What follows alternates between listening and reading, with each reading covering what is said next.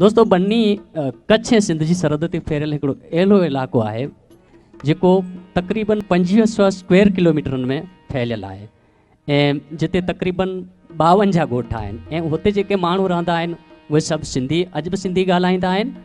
उहे सिंधीअ में जीअंदा आहिनि, सिंधीअ में खाईंदा आहिनि, सिंधीअ में पीअंदा आहिनि, सिंधीअ में उथंदा आहिनि, सिंधी ओढ़ींदा आहिनि, पाईंदा आहिनि। मतिलबु कि जेका ॻोठाणी जीवत जेका सिंध में उहे सा तव्हांखे तंहिंजो सवादु या तंहिंजो साओ तव्हांखे वठिणो हुजे त बनीअ जो चकर हिकु भेरो ज़रूरु हणी सघिजे थो।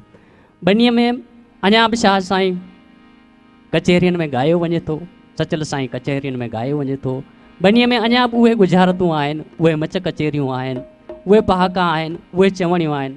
मतिलबु जेका सिंधी जीवत जंहिंखे असां चवंदा आहियूं, जेको सिंधी जीवन, जेका सिंधी तहज़ीब जंहिंखे असां चवंदा आहियूं, जेके सिंधी सभ्यता चई सघिजे, उहा मां सॼो हिंदुस्तान घुमियो आहियां।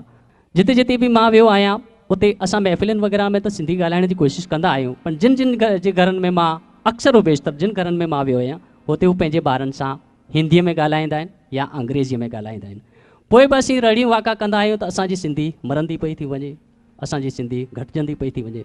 सिंधी जी कीअं सघंदी जॾहिं असां घर में कोन ॻाल्हाईंदासीं, असां पंहिंजे ॿारनि खे पंहिंजो इहो विरसो कोन ॾींदासीं त सिंधी कीअं जी सघंदी, सिंधी किथां जीअंदी। ऐं इहो हिकिड़ो रूल आहे, जॾहिं माउ जॾहिं पंहिंजे ॿार सां सिंधीअ में ॻाल्हाए ई कोन थी त उहे सभ्यता, उहे संस्कार ॿार में ॿार खे माउ वटां ई कोन मिलंदा त ॿिए किथे मिलंदा। उहे स्कूल मां कोन था मिली सघनि, उहे समाज मां कोन था मिली सघनि। सभ खां पहिरां जेको आहे सिंधी सिखण जो या जेको संस्कार ॾियण जो जेको ज़रियो आहे उहो माउ आहे।